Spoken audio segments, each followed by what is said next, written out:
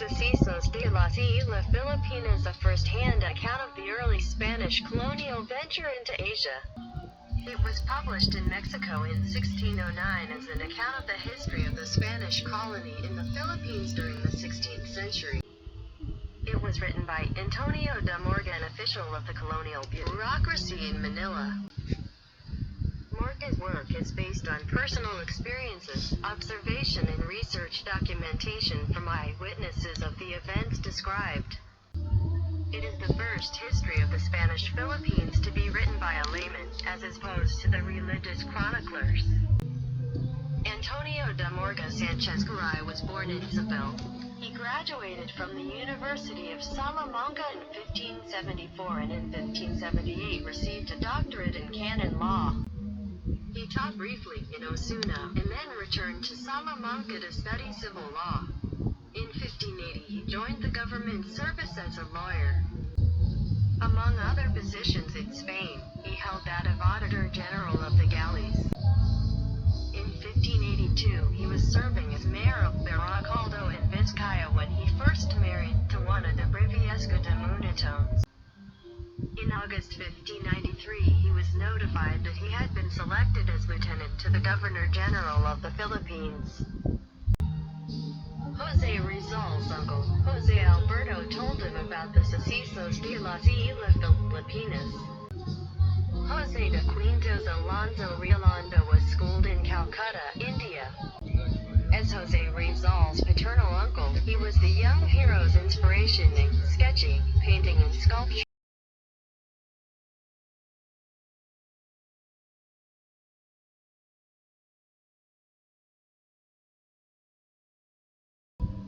According to Morga, natives residing in the Visayas, otherwise called the tattooed ones, for the reason that the most important male residents have since their childhood decorated their entire bodies by painting their skins following a pattern drawn on the skin and by putting certain black powder where the blood oozes out, and this can never be removed.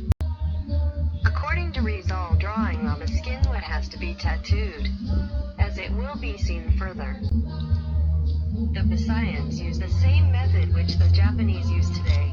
High up in the Cordillera Mountains in the Philippines, in the village of Buscalan, lives a woman who is the last of her kind.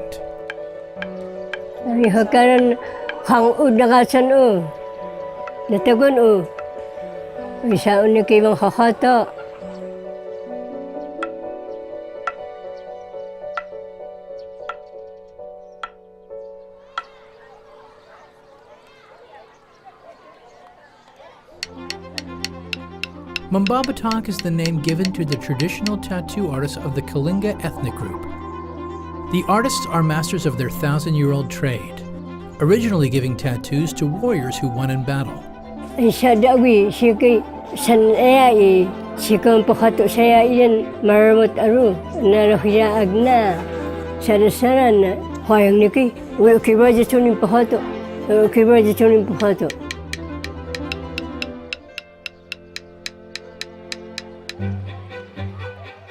Every year, thousands of tourists make the journey to see Wangad and get one of her famous tattoos.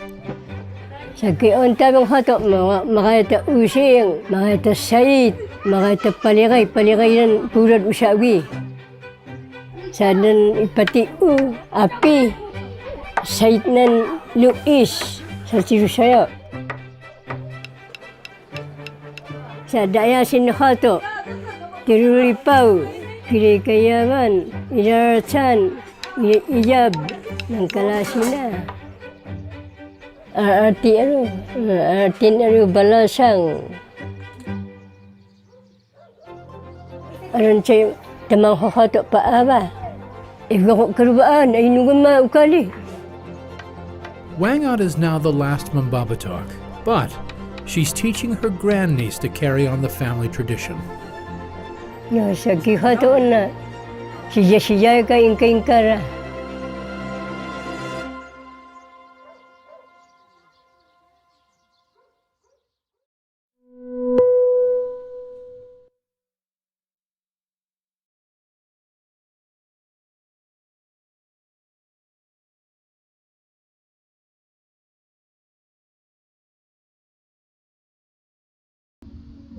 Morga said that headmen wore red clothes that were referred to as but Rizal said that Chanina was not derived from China.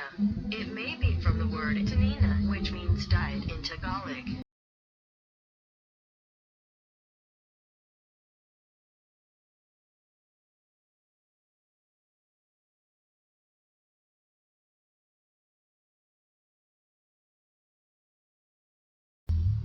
According to Morga, the legs being bare and the feet also bare, the head uncovered, with a narrow kerchief tied around it tightly over the forehead and temples called putang. Rizal said that bahag, rich-colored clothing quite often with gold stripes among the chiefs. Hawig din sila. Kasi may ganito yung... Ang abaka, yung finished product ng abaka, ma'am, is the sinamay. Sinamay. Okay, Ito try to observe sinamay. Pagkatapos, Mahirap na eh. simple lang. Even yung bata marunong nito. Mahirap itong matabaho. Yes, dapat patience ka nito. May ganyan sa Leyte, yung kaibigan ng mother ko, nagaganyan. Yes, naghahabol din. But okay. Baka cotton, ma'am. Kasi iba't iba kasi ng grades na ginagamit dito. So once naputol, binubuhol agad. So hanapin kung saan pa lang naputol. Go Ruby, try Oh mo. my God, that's so matrabaho. Yes. Okay, try ng line. Okay? Okay? Naupo na ako. Yes, tupo ka, ma'am. Okay? Baka masira mo. Saan ko siya shoot?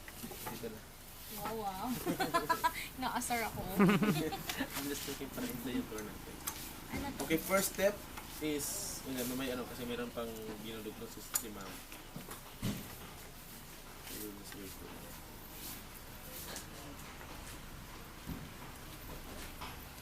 Ito ay sinulid talaga. Yes, it was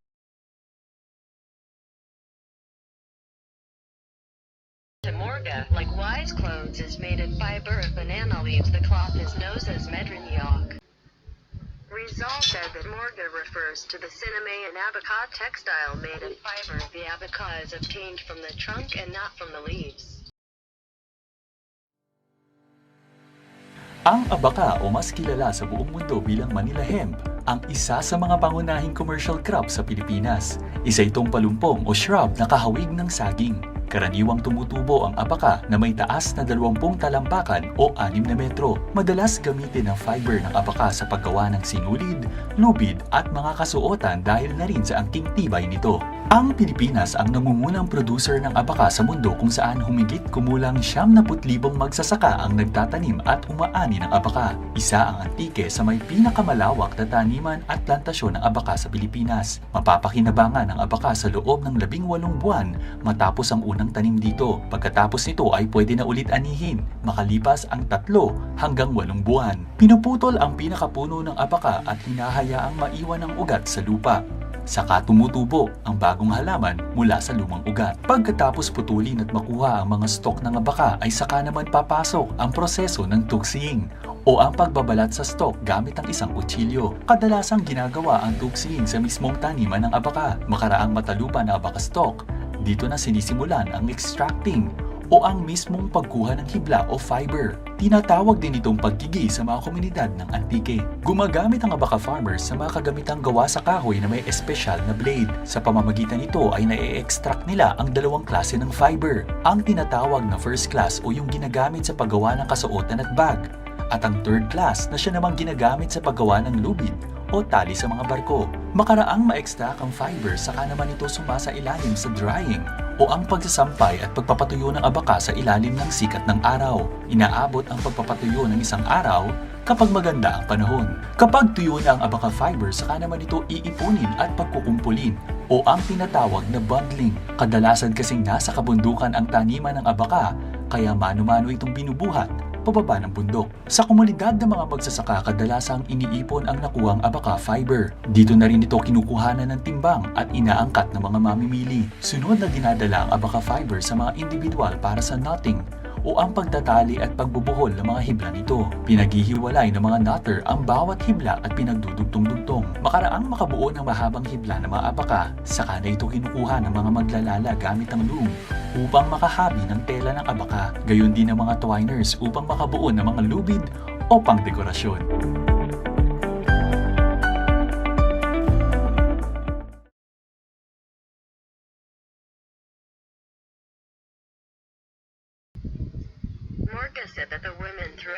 province wears sayas and dresses with sleeves called faro. And Rizal said is it called baro.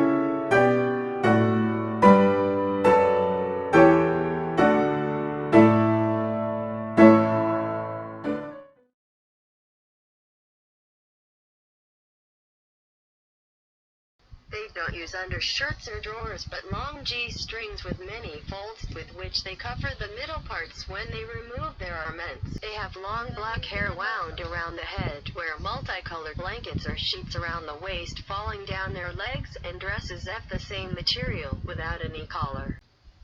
The men and women go out without any outer garments and are barefooted, but well adorned with gold chains and engraved earrings and bracelets. It seems that what Morga wants to say here is that they wore nothing over their ordinary dress when they went out in contrast to the Tagalog men and women, who always put on a kind of cloak when they go outside the house.